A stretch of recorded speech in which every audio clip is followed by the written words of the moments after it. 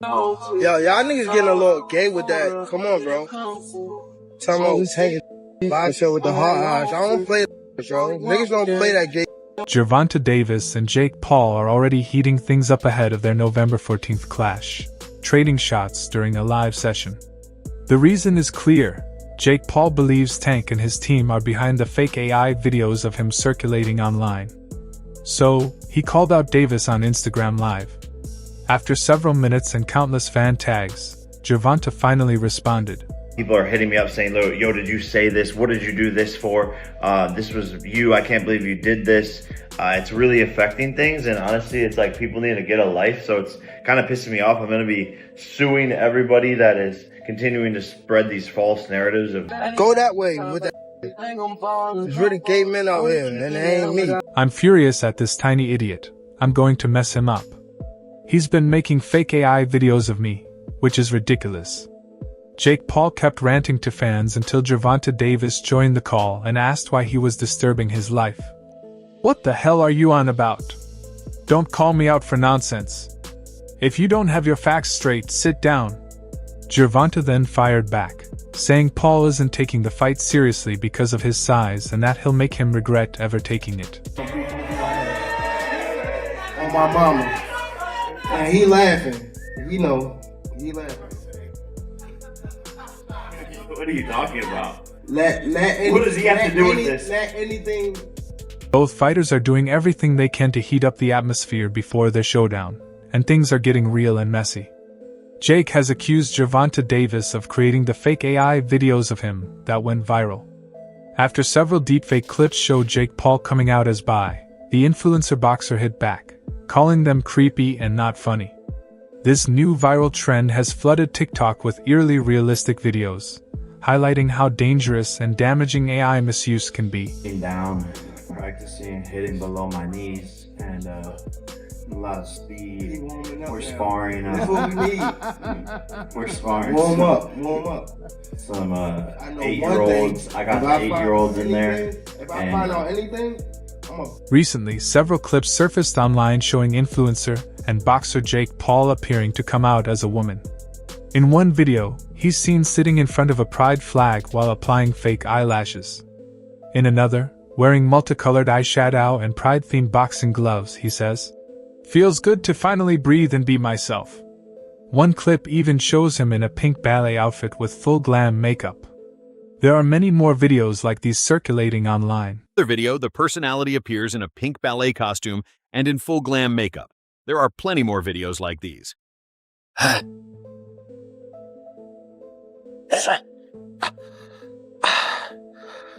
I'm coming for you, Tank. Jake Paul took to TikTok to respond to the videos, posting a clip of his real self. "It's honestly not even a joke," Paul said. In another post, his fiancée, speed skater Yuta Leerdam, expressed her concern, saying, "I don't like it. It's not funny. People believe it." Many viewers admitted they could barely tell the difference between the AI-generated Jake Paul and the real one, raising serious concerns about how artificial intelligence can be used to harass or bully people.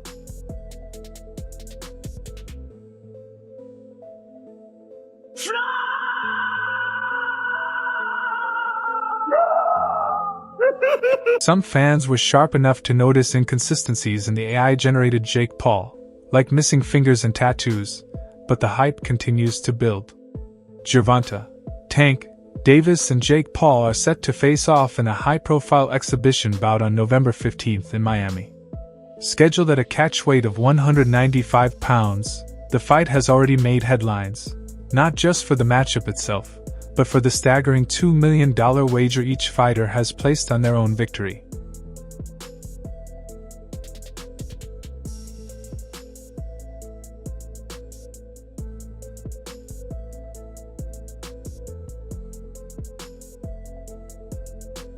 Their first face-off was surprisingly calm. Jake Paul tried to provoke Davis, but Tank stayed composed, hands in his pockets, unfazed even when Paul crouched down to mock his 5 feet 5 inches frame. However, things quickly escalated in their next meeting when Davis shoved Paul, who responded with a chest slap, raising the tension. During a New York press conference, A reporter asked Paul if he'd bet $500,000 on himself. He replied, "Easy, easy. Let's make it $1 million." That fired up Davis, who shot back, "Let's make it $2 million." The two sealed the deal with a handshake, marking one of the biggest side bets in boxing history.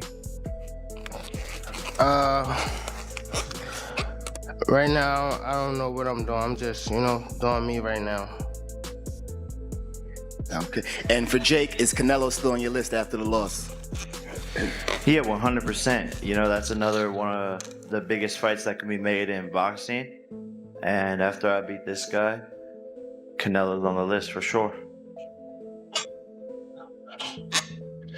Moments after the November 14th Jake Paul vs. Gervonta Davis exhibition was announced, Paul wasted no time firing the first shots on social media. Size versus speed, power versus precision. One will rise and one will fall, he declared. As a cruiserweight, Paul is 7 divisions above Davis, standing 6 feet 1 inch with a 7.5-inch height and 9.5-inch reach advantage. "Gervonta's been disrespecting my name for too long," Paul said. "His nickname might be Tank, but I'm an FPV drone, and I'm about to disable the tiny boy.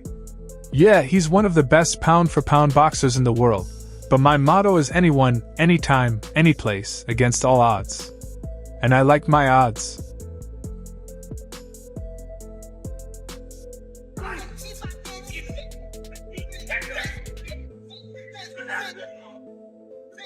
Paul then shared a picture of a box of tissues, captioned, "Supplying these for my Twitter timeline right now." He followed it up with an edited photo of Gervonta Davis next to a wedding cake, writing, "About the same size." Paul also posted clips of 50 Cent's hit song Straight to the Bank and If I Can't, seemingly trolling his critics for once again landing a major opponent, and making a fortune in the process. Just like Floyd. Oh, MVP. MP. Oh, You got a champ. I'm not worried about that. You got a champ. People talk all day. It's cool.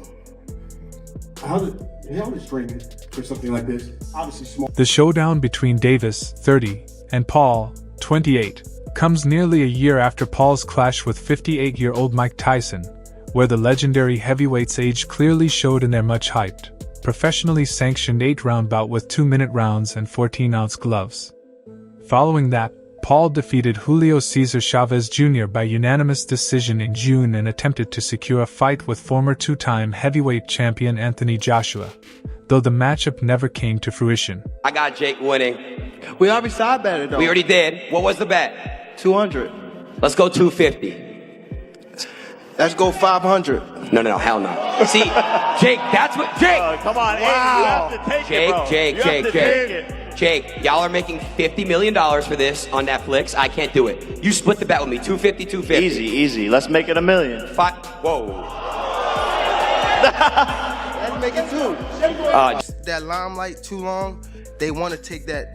They want somebody else to, come take that spot. That's why it's always like, come on, bro. That's what happened with Floyd. Y'all seen him too much, and once y'all seen him so much, y'all start hating on it. It turned from love to hate, Next question. How you doing, Tank? Jake MacArthur from Casual. On Wednesday, Paul hinted a bigger bout might still happen later. "First I'm going to kill David, then I'll go on to slaughter Goliath," he said. Paul and Davis are set to meet at State Farm Arena in Atlanta on Netflix. Most Valuable Promotions, Paul's company, hasn't disclosed how it will handle the large weight gap, the number of rounds, or the rules for the fight. The only sure thing is the spectacle arrives in roughly 3 months. And now it's way better than what I was before, and that's the only thing that matters to me. Again, this fight gonna be exciting.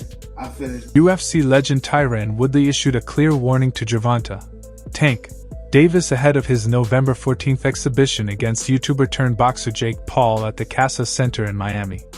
"My advice to Tank, take Jake seriously," Woodley said, according to Fruity King. Woodley knows the threat Paul poses. Underestimating him could turn anyone into a meme, as seen with previous opponents like Nate Robinson and Ben Askren. Woodley himself fought Paul twice, losing a split decision in August 2021 before being knocked out in the 6th round of their rematch. Boxing stuff, cool. If you're a real boxing fan who doesn't like that, I feel them on that. But as a boxer, you know, if your heart's not in it, go get your money. I mean, at the end of the day, it's you in there and nobody else. So go get your money if your heart's not in it. But if you're fighting for legacy, that's not the way to go. That should be like your last fight. Yeah, the last thing you do, you know, if you're trying to, you know, build a legacy. But I don't think he chases legacy no more. If Tank underestimates Paul, it could be his downfall. Woodley said. Tank will be the 14th fight of Paul's growing combat sports career and presents a new challenge. He's a credible world champion, a legitimate knockout puncher, and unlike other Paul opponents, he's in his prime. That said, there's a 60-pound weight difference. For a fighter at Tank's level to face someone who, on paper, hasn't even had the amateur or professional career he has, he needs to take Paul seriously and acknowledge that Jake is highly motivated to prove people wrong. Continue watching boxing. Do you expect Jake to win because he's so much bigger, or do you think Tank, just being Tank, you know, is gonna have his way? Like, it's weird, right? 50 pounds? It's super weird, man. You know, super tall. I don't know what's gonna happen, man. Like, at the end of the day, you know, it's gonna be entertaining. I want to see what happens there, and we might have a surprise, or I mean, either way, it's gonna be a surprise if Tank can knock out. He continued. Even though Tank is a powerful puncher, fighting someone at 195 pounds is a whole different level of power. You have to get close, but his reach advantage, at least 5 or 6 inches, gives Jake the ability to keep you at bay.